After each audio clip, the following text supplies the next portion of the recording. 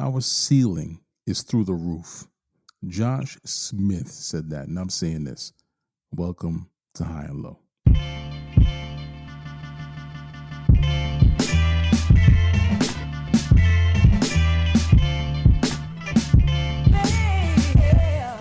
Good day and good night. Welcome to the High and Low Basketball Podcast. This is episode number 100 and Havel check.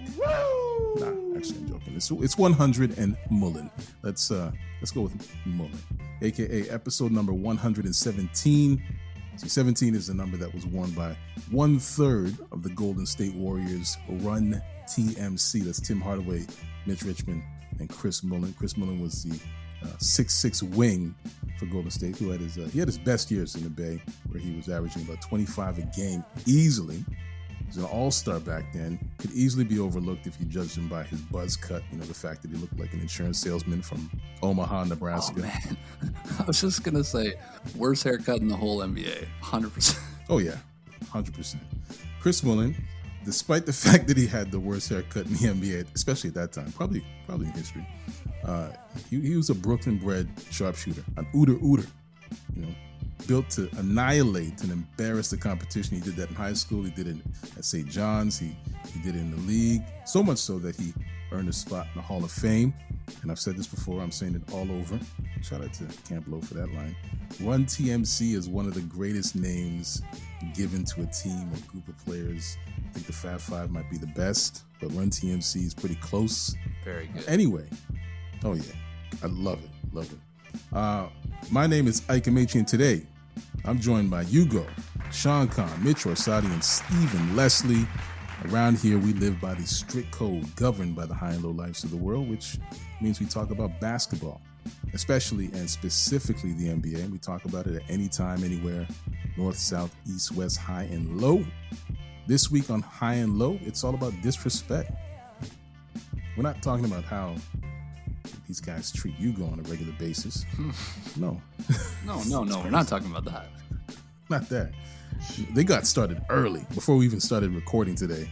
But anyway, if you watch basketball videos on TikTok, YouTube, wherever, you know, whether it's NBA content or street ball takeovers or whatever, it's plenty of disrespectful moments that have been captured, applauded even. They go viral. We got DeJounte Murray out here doing everything he can and go at Paolo Banchero, which actually tells me a lot about Paolo and a little too much about DeJounte Murray. My guy's taking his frustration out on retail managers and construction workers at the Seattle Pro-Am. Crazy. Put the ball off a guy's chest. Ridiculous. These days, if a player gets dunked on, you know, there's a tendency to like rub the top of his head. I don't know if you see players doing that all the time now. You know, there was a time if you did that, you put your hands on a man, especially after dunking on him. You're going to catch hands. Two-piece. Just two-piece. But hey, doesn't happen these days, at least not as much as you think it would. It's widely accepted now. Nonetheless, disrespectful. Anyway, we're talking about the most disrespectful moments in NBA history and what these guys would do in those situations. We also have a listener question of the week that has to do with Brittney Griner situation in Russia. Can't wait to hear what these guys have to say about that. Stay tuned for that. Before we lock in, though, let's check in. I mean, it's a full house for episode number 100 and Mullen. We got Stephen, Sean, and Mitch back from hiatus. Welcome back, gentlemen. Thank you. We'll have the hand claps in the background. And Hugo, the Iron Sheik of the High and Low universe. We got to call him the Iron Sheik from now on. He's back at the table this week. Some people didn't really like what happens if you don't. Some people didn't like how he went at the Drew League last week. So anything to say about that, Hugo? You want to say anything to those people? They can get the camel clutch, like I said, man. Don't care. Mm-hmm. And what about the picks? These guys didn't really like the picks. They didn't like the Orlando pick. They thought that we should have picked the Lakers. Listen, I get it. Listen, I believe in people expressing themselves and their opinions and their displeasure, but you actually have to be here for it to matter. So, wow. It doesn't really matter. We're here Maybe now. Maybe if we... here we are. Wow. Exactly. Yeah, but... Gang mentality. We're telling you put on the record. Yeah, put well, on record, man. Little too late now. That's like... what's his name? Never too late. Who likes to do the fake fighting? What, Carmelo there? yeah, let's go. While he's walking backwards. Wow. Okay. Well, Sean, Hugo, Mitch, Steven, I appreciate your time this week. Thank you for joining me. Listeners, thank you for joining us for another installment of the High and Low Basketball Show. Another week, another episode, more NBA. So, of course, more High and Low. Or actually, let me just backtrack for a second. Another week, another episode, less NBA, but more High and Low. This week in NBA history, the league got a little more interesting. On August 15th, 2020, Damian Lillard and CJ McCollum combined for 60 points to lead the Portland Trail Blazers past the Memphis Grizzlies in the very first play-in game. The 126-122 victory clinched the final playoff spot for the Blazers. The play-in tournament was added to the playoff format when the league returned to play after a pause due to Rudy Gobert, or the pandemic, if you can kind of say both. It takes the teams that finish 7th through 10th, and they play for the final 2 playoff spots. So in this case, Portland was 8th, Memphis was 9th, and this return to play was also referred to as the NBA bubble because the selected teams played on an enclosed campus shut off from the world. Actually, a few episodes back, we talked about what the NBA could do to improve the product, eliminate the nonsense like tanking, create more balance and competition. The play-in is actually one way that the league tried, right? It was a solution to their tanking problem, which still hasn't really gone away. FYI, the play-in tournament, the play-in format is nothing new. A similar format is common for 4-team tournaments in softball and curling, and it's used in the Indian Premier League and the Pakistan Super League cricket tournaments. So I hope Adam Silver continues to implement more changes because change is good. It's a good thing. Anyway, that's a little something for the NBA history nerds. Things are certainly happening or not happening in the NBA today. So let's talk about it. Let's talk about something important. I do have a listener question here from Lorne in Wilmington, North Carolina. Shout out to the state of North Carolina again, 2 weeks in a row. Shout out to Little Brother in the Justice League, one of the best rap collectors back in the 2000s, man. Hell yeah. Yeah, North Carolina's finest. Lauren's question is this. So I know this is an NBA podcast, but Brittney Griner's imprisonment has been shocking and worthy of conversation and opinions. What do you think of Griner being convicted and sentenced to 9 years for less than an ounce of cannabis oil? And should athletes and celebrities be nervous about traveling? Actually, the second question is that's a very good point. Very interesting question. Anyway, what do you guys think? I think it's a silly question, the second question, because athletes travel all the time. Every country has their own laws. So if you don't abide by it, things happen and you have repercussions that you have to deal with. Like, it's a bad time because she's in Russia and Russia's going through conflict, and everyone knows how Russians treat Americans. So that's the unfortunate part, that her sentence is like 9 years. But she had to have known to search through her stuff to make sure everything's okay. Because regardless, they're going to put their foot down. And now look, they want to swap her for like a man who's has been like in charge of smuggling guns to kill thousands and thousands of people. Genocide. Yeah, genocide, man. We're talking genocide here. I don't know, with this athletes, I live in the Toronto area. Athletes were just here last weekend. Tons of athletes. And they didn't get in any trouble at the border. So it's a sad situation, but man, I don't know. Let's not... the public's going crazy over this. No. But the second question is interesting for another reason, though, because it could potentially set a precedent. And if there's any sort of conflict, and there's usually conflict in the world, right? What Russia has done is essentially kidnapping. It could be considered kidnapping in some cases, right? Even though technically speaking, what she did is against the law. But for less than an ounce, other people have been imprisoned for like 6 months in Russia for a similar offense. The timing of this is very interesting because it's done at a time where Russia feels like they have to send a message. And China imprisoned some Canadians a couple of years ago in the middle of this situation between Canada and China, this conflict involving a Huawei executive, right? Yeah. And I'm just saying that when you have high profile individuals that are traveling, and one country needs to have leverage over the other, is this something that could potentially happen? Well, sure, it could happen, but like you got to be smarter, right? Like, or you have to have smarter people around you. Like the resources are there. Maybe not so much for Brittney Griner, but like you have to know what's going on, and it's Russia and the U.S. Like this is not new.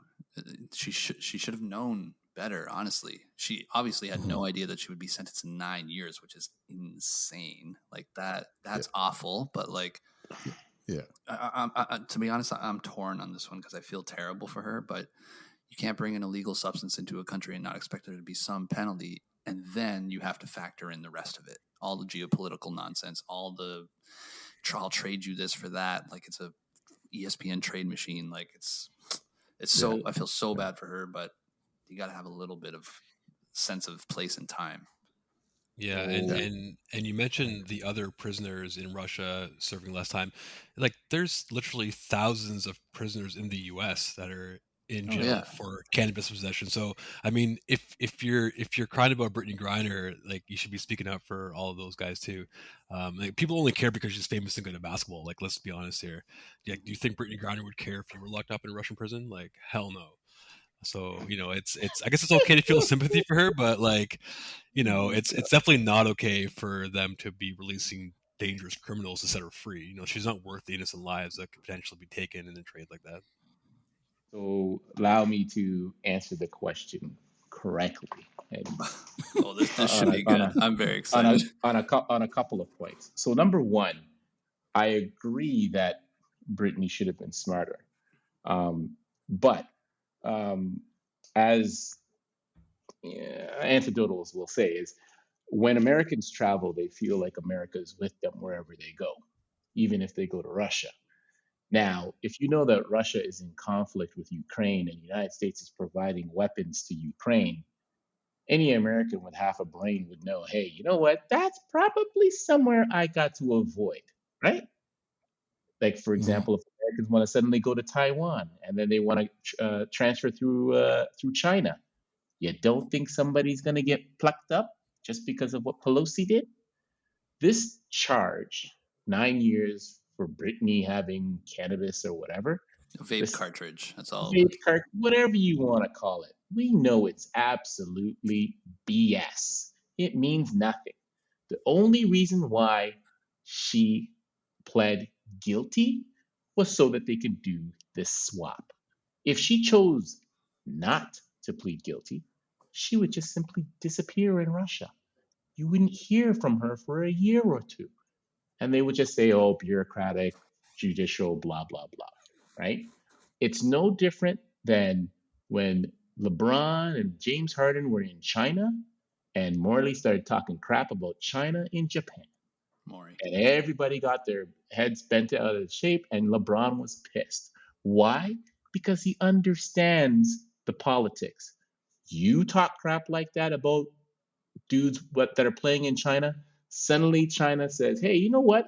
I think you're being a little bit disrespectful and whatnot, and a threat to our democracy and our freedom, which we know is not a democracy and freedom, but we'll push that aside for now. And I'll just take you away for a while just to ask you some questions. So this thing with Brittney, it's unfortunate. I'm not saying Brittney is the nicest person in the world or anything like that.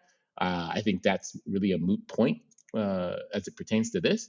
But we know that this charge is bogus. This is not about justice. This is about propaganda, and this is about doing a trade.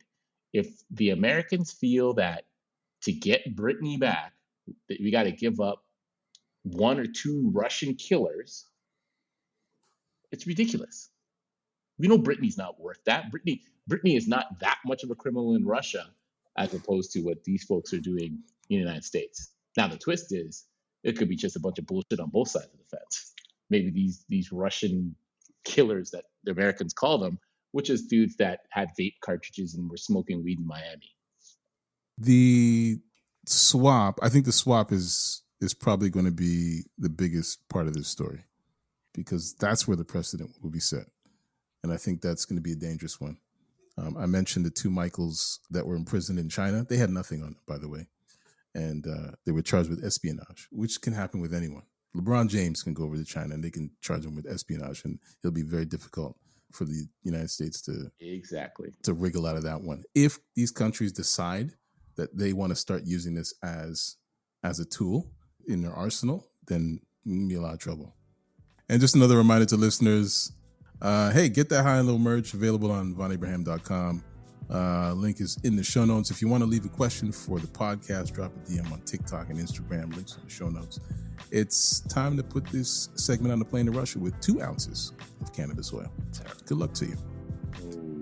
When we come back, the disrespect begins. Actually, no, it continues. To be honest with you, we're talking about the most disrespectful moments in NBA history, and we're going to find out what these guys would do if they were in those situations.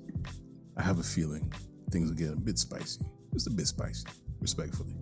We'll be right back with more High and Low.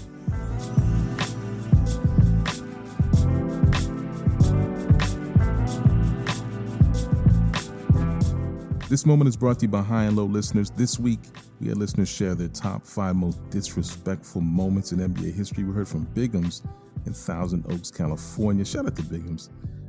And his top 5 most disrespectful moments are as follows, starting with number 5, Rajon Rondo spitting in Chris Paul's face. Yuck. Number 4 is Serge Ibaka grabbing Marquise Chris by the throat like he stole something.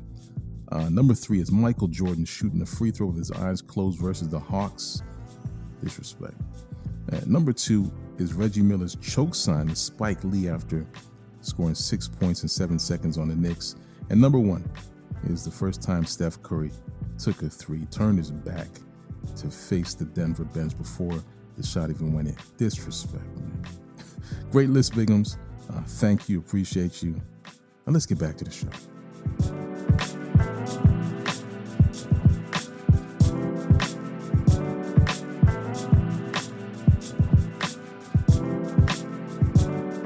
We are back. I'm Ike Amaechi, and I'm here with Hugo, Mitch Orsatti, Sean Khan, Stephen Leslie.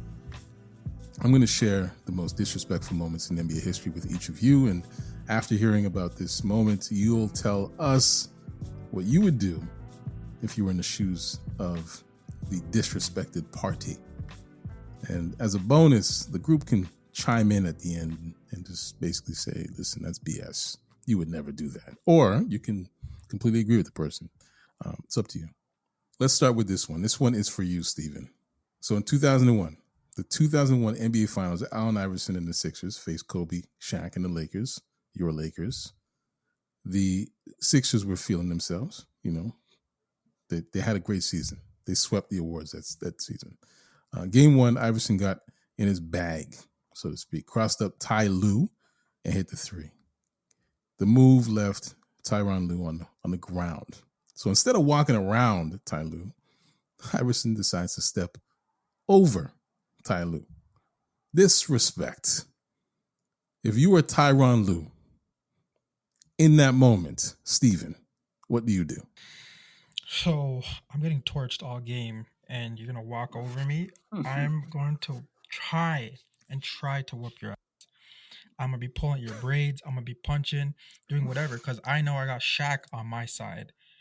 And you might manhandle me yourself, but then you're suspended just like I am. But you're not walking over me like that after you're torching me all game. So it's a scrap. We are fighting. It's crossing one thing, falling another thing, but that walk over and that look, nah. Look back. That was distasteful. Too. And what do I have to lose? I'm Tyronn Lue. You know what I mean? You got more to lose than me. You're the MVP. You're Allen Iverson. That's a good trade. That's a good trade if you ask me. Yeah. I agree with that. Like, that is the most disrespectful thing said on this podcast so far. What do I have to lose? I'm Tyronn Lue. It's like, my braids are tight. Like, you know what I mean? Like his braids are. Would you, Steven, would you spit on him? No, that's disgusting. I would not do that. I'm gonna pull his braids. I'm gonna fight. We are going to fight. Sorry, not yeah. Dang. Okay, I believe that. I can see him do that. 100%. It's disrespectful, in my opinion. All right, you guys, what's next? This one is for Sean. This happened on March 10th, 2013. Regular season game between the Clippers and the Pistons. Chris Paul lobs the ball to DeAndre Jordan off a pick and roll that leaves Brandon Knight in the middle of the paint jumping, just in no man's land, like reaching for the ball, as if all the sense left his head. He has no idea that a 7-footer is right behind him, ready to catch the lob. Cock it back, pause, and yam it on his head. And I think the most painful part of this, and if you've seen the clip, is that there's some contact, and it's like Brandon Knight loses his footing and then just lands on the ground hard. And he hits his elbow and holds his elbow. So not only is he clearly hurt, like in pain, but he's also embarrassed. And it's like, it's just all at once. It's just a mess. Even more disrespect is what you see from DeAndre Jordan's teammates, the way they're laughing, celebrating, just doing everything they can to make sure that, oh my goodness, this is the worst thing I've ever seen. Look at this guy, So what do you do if you're Brandon Knight, Sean? Well, first of all, thank you for that very descriptive sequence of events. That was really well done, and thank you for embedding the links into the category sheet. I think I watched this dunk like 75 times, like as I was preparing, which is like super entertaining. Yeah, like you said it, like not only did DeAndre like jump over him, he also bodied him to the point that like he got injured and he was like knocked down to the ground really hard. It's really one of the best posters of all time, I think. And he was laying on the ground. He was a bit injured, but I really think he was doing what I would have done, and that is just lay there and reevaluate my life decisions. I think I might check myself out of the game in that moment and maybe never play basketball ever again. You already have Kyrie crossing you over multiple times in the worst way possible. You have that running through your mind. And now this, I think it's time to retire and never be seen again. Yeah. One thing wasn't mentioned in that wonderful description. DeAndre's face. When he looks back, he screws his face up. He does that like, ooh, like I just murdered that guy and I feel a little bit bad. Oh, that is like the best part. That's the best part for me. The disrespect around this place is ending today. All right, you guys, what's next? I got one for Hugo. This, one of the most disrespectful moments, honestly, in a game featuring the Lakers and the Thunder at the end of the 2012 NBA season, got Meta World Peace, a.k.a. Ron Artest. Got a little too excited after a dunk. While running back to the other end of the court, James Harden got in the way.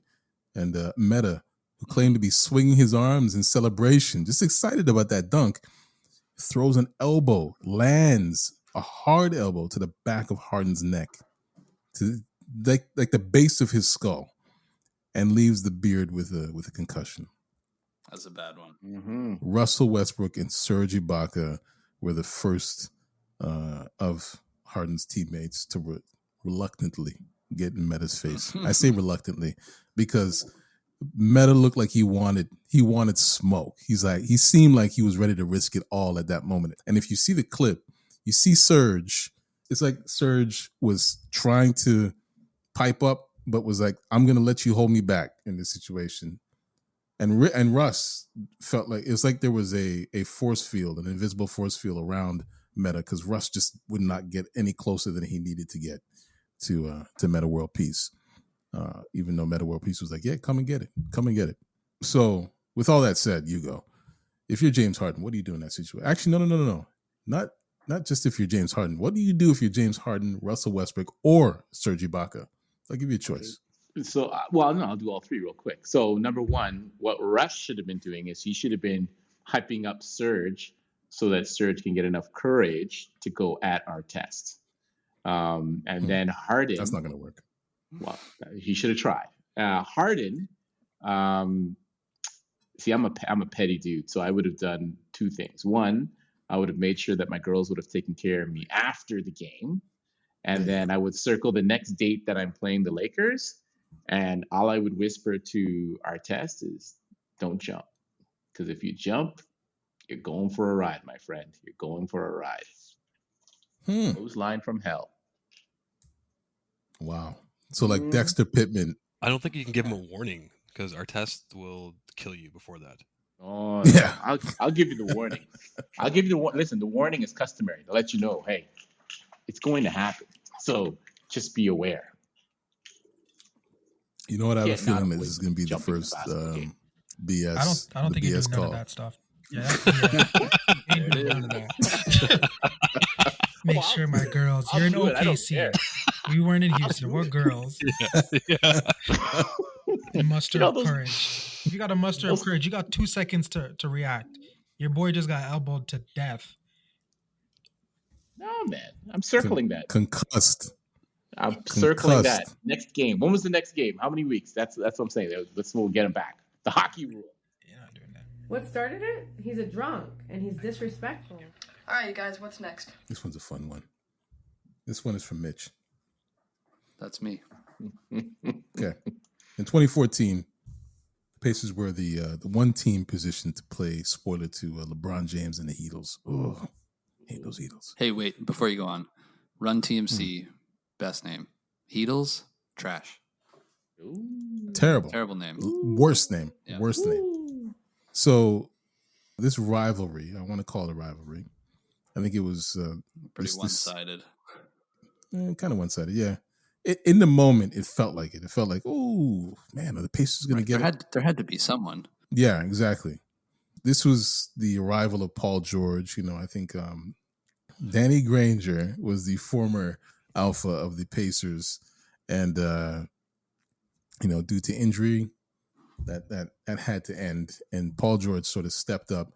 And this was the arrival of Paul George, who seemed to be absolutely fearless. He did not fear LeBron James at all. He actually dunked on LeBron in one of the worst ways LeBron's ever been dunked on in his career, in my opinion. And you have Lance Stevenson. Also the emergence. Yeah. Emergence, yeah. He established himself in that series. He was a major talent, the perfect Robin to PG's Batman, in my opinion. And one of the most unique characters that we've seen. Mm-hmm. You know, Lance seemed to sort of enjoy getting under the skin of Heat players. So much so that they tried to fold him in half. Dexter Pittman was put in the game specifically to fold Lance Stevenson in half. Can I just say, too, I don't think any podcast has mentioned Dexter Pittman ever as much as we have. Hey, and this is where you come for. You come for your Dexter Pittman content here. This is where you get it. Yeah, Lance Stevenson got under the skin, and especially in this 2014 Eastern Conference Finals, and it was during a stoppage in play randomly in Game 5, where Lance Stevenson was standing next to LeBron James and then blew in LeBron's ear. He blew. He put breath in LeBron's ear. Ew. In another man's ear. That's what happened. Disrespect. What would you do if you were LeBron James, Mitch? Okay, so if I'm LeBron James, and for context, I am the best player in the world in that moment. Yes. I'm hopeful I can do exactly what LeBron did and just laugh it off, because as funny as Lance Stevenson's blowing in LeBron's ear is, LeBron's little chuckle that he does is like pretty hilarious too. He's like, you can beat me here, but he's like, this fucking guy. Like, that's the look on his face, right? But he kind of just shakes it off. Yeah. If it's me, I'm at the very least coming out of my like hands on my knees stance. I'm at least straightening up. And I'm like, I'm maybe putting like my forehead into his forehead. You know what I mean? You know that move where you get into someone's face and you put your head into their forehead? I think that's a bare minimum. You can't do nothing. That's insane. But if you're LeBron, you have to do nothing because no one's on your level. You can't stoop down to Born Ready's level. You can't. You're the best. No. And if that happens, if I stand up, nothing happens, right? He wants to invade my space. I'm going to invade his space. Then Udonis Haslem is going to get in the middle and start shoving David West. And then it'll be a fracas and someone will throw a fake punch. And nothing will happen, blah, blah, blah. I don't want anything to change. I want it to stay just the way it was. I want that chuckle, that LeBron chuckle is one of my favorite LeBron moments in his whole career. I love that LeBron reacted the way he reacted. However, I think there's a better reaction. I think there's a bit. He got to do something. You have to do something. I don't know if you guys have seen the video of the two guys who get into a spitting fight. Have you ever seen this? I have seen that. I have. And the guy's like walking across the street, and he comes back onto the street and spits again. And they're just spitting at each other. Like it's heated. These are two guys who have obviously never thrown a punch in their life, but they are so angry to the point where this is the first fight that they will ever have, and the most heated fight. But they don't know how to throw punches, and they've established that spitting is going to be the weapon of choice. How much spit do they have? I had that in my head, and I was thinking, LeBron, if someone blows in my ear, I'm blowing right back. I'm blowing in your face. Whoa. What did you just say to me? Bro, what's no pause. No, we blow it. Extreme pause. Just blow it. I agree. We're blowing. Everybody blow. Man, if LeBron turns and spits at Lance Stevenson, he's spitting in his mouth. That's what's going on right there. Just two guys blowing, you know? Pause. Footnote. We'll be right back with more High and Low.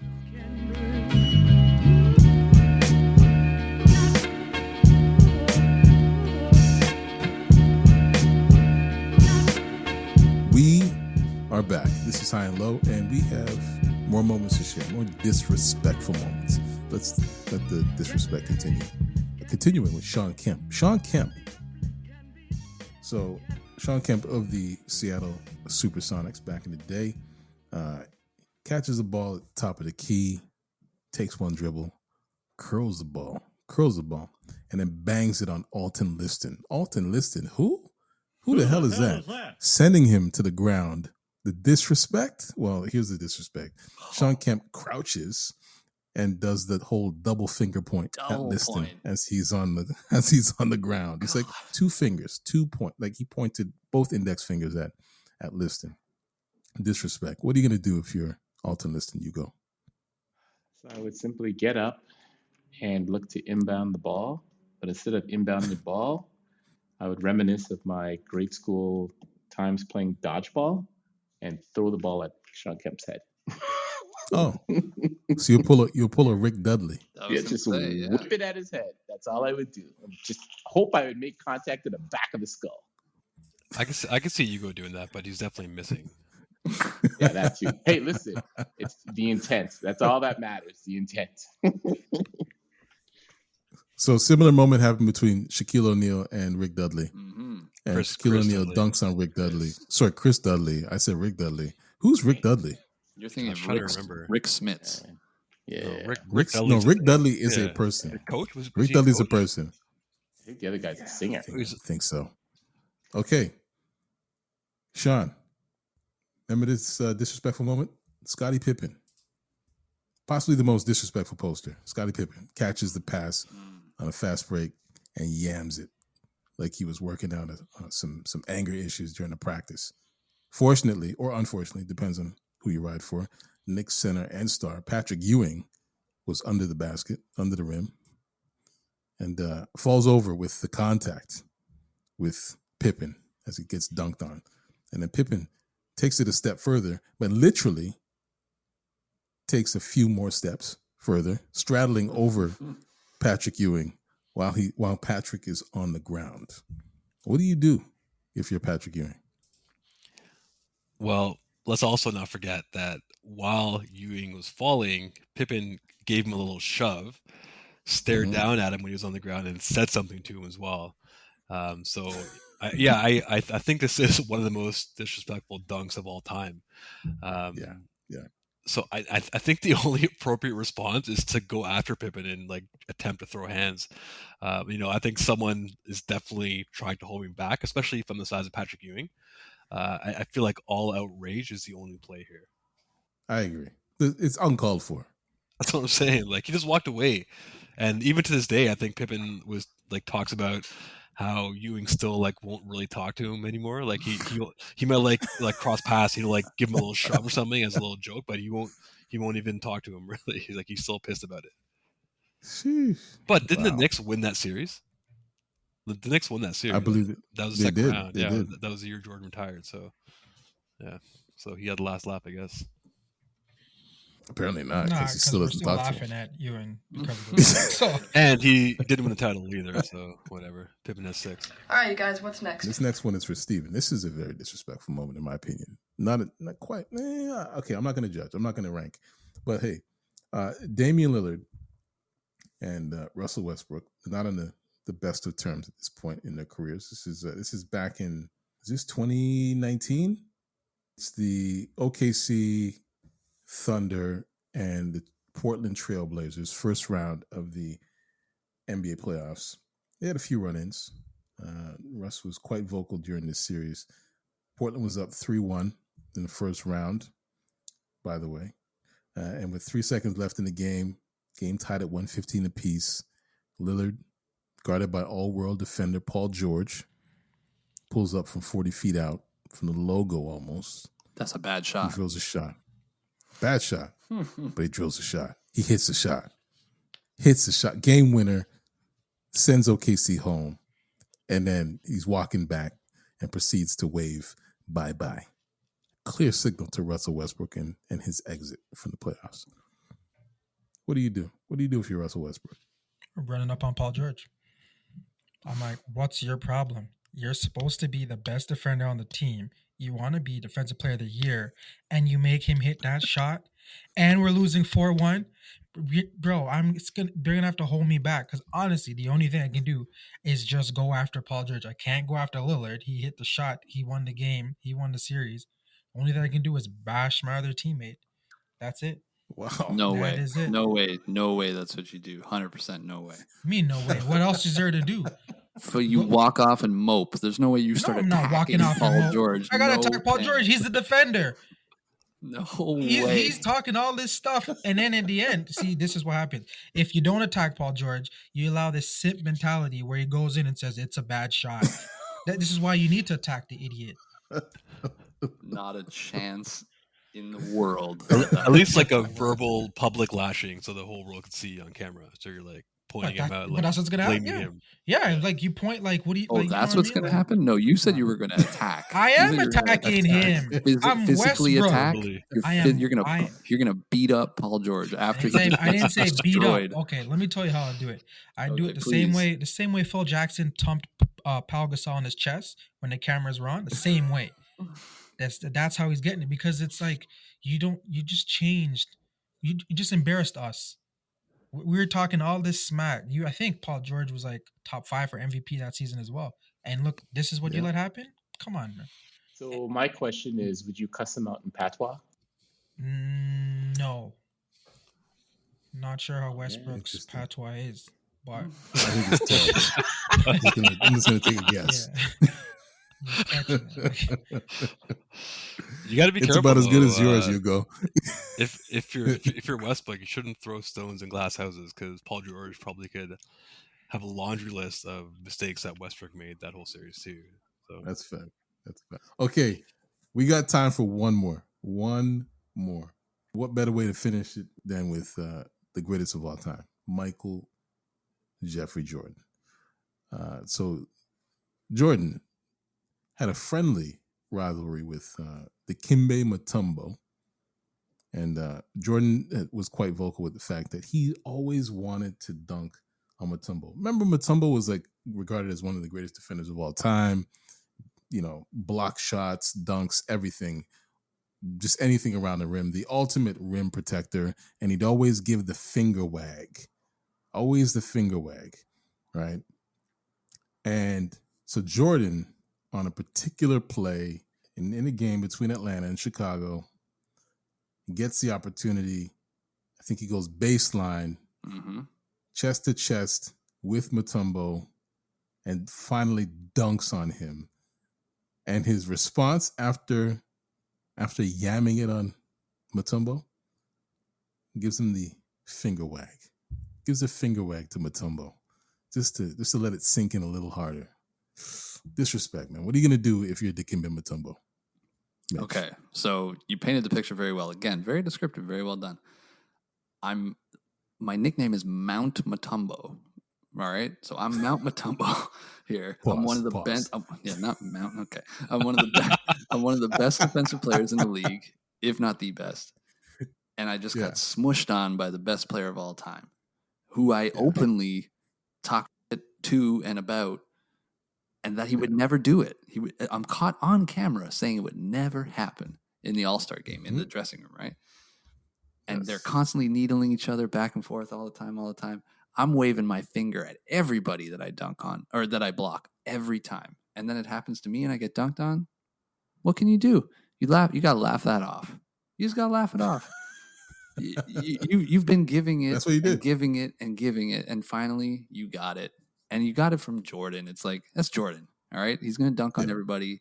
He's the best player of all time. I think in that moment, you have the presence of mind to know that you deserve that poster. Now, like maybe the next time down the court, I'm calling for the ball and I can see if I can get Jordan in the post. I don't know. Maybe I get embarrassed again. Maybe, I don't know.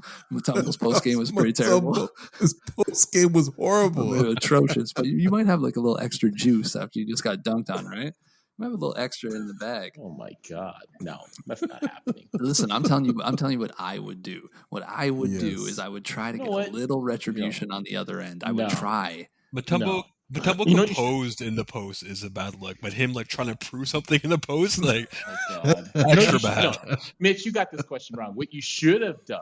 Hold on. I'm not saying I would be successful. I'm telling you what I would have done, and I would have tried to have a little bit of face saved. Let me give you the right answer. No. The right answer for what I would do? No. Yes. What you should have done is what you've done all along.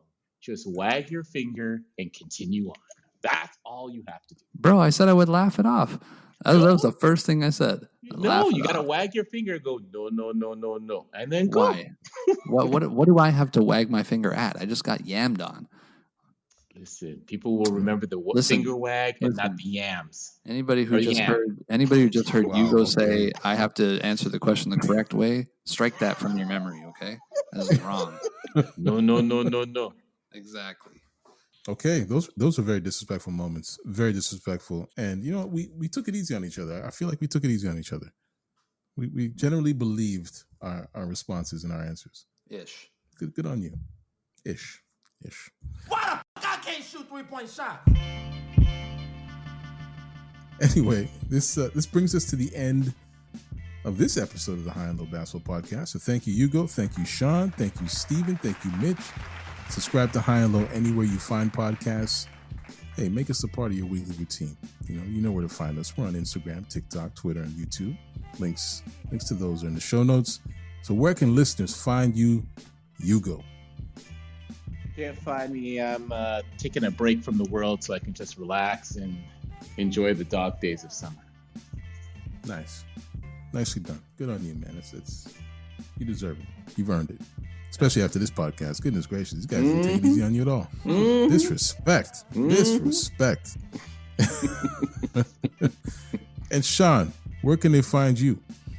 Yeah, you guys can find me. I'll be home all month. We're not doing any more traveling, so I'll be chilling. I'll be on the podcast every week. But you can find me on Instagram at Sean_controversy. There you go. Sean you gotta get those episodes in before number 2 comes. Put it in his contract. He needs to meet the league minimum. And Mitch, where can they find you? You can find me on Twitter at ThirstyVillain, and I'm gonna be cutting it up with my boy Ben this weekend, all the way in from Denmark. Shout out. Nice. And does Ben listen to the podcast? You damn right he does. Nice. Shout out to Ben. Shout out to you. What you cutting? Steven, where can they find you? I'll be going door to door this week to get my petition signed to free Brittney Griner. Wow. That's nice of you. Wow. Look at him. That's very sweet. That's very sweet. She'd be doing the same thing for you. I'm doing my part. Hope you guys are doing yours. Good guy. I like that. You know what Brittney Griner would appreciate even more than that? Uh-oh. Watch a couple WNBA games. Watch a couple Phoenix Mercury games. Listen, remember when I said that I'm trying to see more like other socials and stuff? I have, and I was gonna send you guys something because the last 3 things I got were all bad news. That one player is out because of personal reasons. Yeah, another player is out because of something else. I'm like, oh my god, it's like I'm trying and I'm only getting the negative news. Because that's all they have. No. That's why it's a great league to follow. No, they have no stories. No stories. Here we go. Once again, music is by Live of the Enjoy Music Group. You can find Live on Twitter and Instagram at LYVE. Additional music is by Sonny Rockwell of The Goodness. Sound design is by Vonn+Abrahamm. So this is a Vonn+Abrahamm. Can we find Sonny Rockwell anywhere? Absolutely not. Oh, okay. I was just checking. Yeah. This is a no-show, always. This is a Vonn+Abrahamm podcast, just in case you didn't know, because I repeat it every week, so you should know. But on behalf of the Mandem, I'm Ike Amaechi. Thank you for listening to High and Low. We'll see you next week. Putting Hugo in the camel clutch. I'm giving him a camel toe.